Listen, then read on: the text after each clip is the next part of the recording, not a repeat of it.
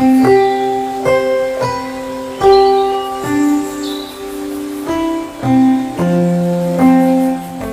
Doctor पवित्र साहू हूँ, senior consultant department of gastroenterology max Vaishali.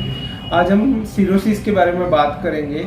तो सिरोसिस लीवर डिजीज़ का होता है जिसमें लीवर में फाइब्रोसिस होता है। लीवर डिजीज़ अगर क्रॉनिकली रहता है, बहुत लंबे टाइम से लीवर डिजीज़ रहता है, लीवर में फाइब्रोसिस डेवलप होता है और लीवर सिकुड़ जाता है, अगर हम लेमन लैंग्वेज में बोले तो उसको हम लीवर सिरोसिस बोलते हैं। तो मेजर कॉजेज जो है लीवर सिरोसिस का है अल्कोहल, लंबे टाइम से alcohol intake, fatty liver disease, किसी को फैटी लीवर है, कुछ वायरस इन्फेक्शन जैसे हेपेटाइटिस बी, हेपेटाइटिस सी, ये सब भी सिरोसिस कर सकते हैं। और भी कुछ अनकॉमन कॉजेस होता है ऑटो इम्यून हेपेटाइटिस, जहाँ पे बॉडी का इम्यूनिटी बॉडी के लीवर सेल के अगेंस्ट काम करता है।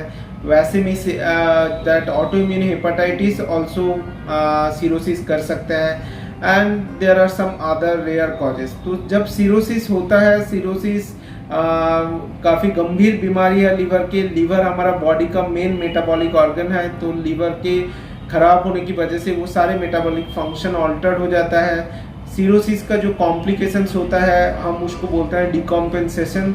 तो सिरोसिस पेशेंट ग्रेजुअली डिकॉम्पेंसेट होता है, मीन्स उनको एक एक कॉम्प्लिकेशंस अपीयर करते हैं। कॉम्प्लिकेशंस में पेट में पानी आना, जिसको मेडिकली हम बोलते हैं एसाइटिस, पैरों में सूजन होना, बॉडी में सूजन होना।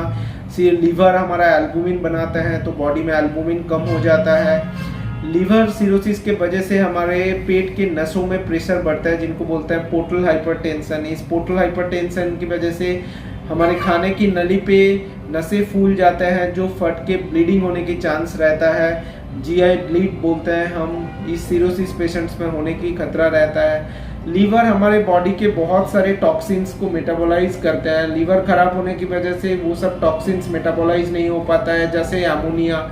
बॉडी में अमोनिया की मात्रा बढ़ने की वजह से पेशेंट्स दिमागी दफलती हालत में जा सकता है, तो हम उसको बोलते हैं liver related encephalopathy, hepatic encephalopathy.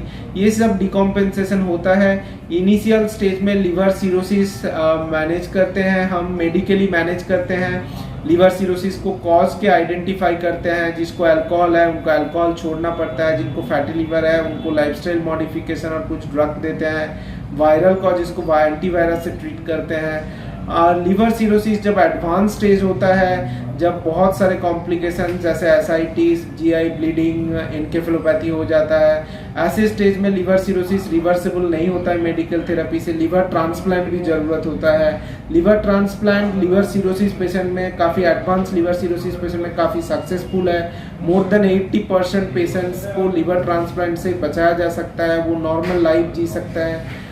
तो इनिशियल स्टेज में सिरोसिस के लिए सतर्क होना चाहिए, ट्रीटमेंट लेना चाहिए प्रॉपरली गैस्ट्रोएंटरोलॉजिस्ट के पास। अगर सिरोसिस काफ़ी एडवांस्ड है तो लीवर ट्रांसप्लांट के माध्यम से भी हम उनको ऑलमोस्ट क्योर कर सकते हैं।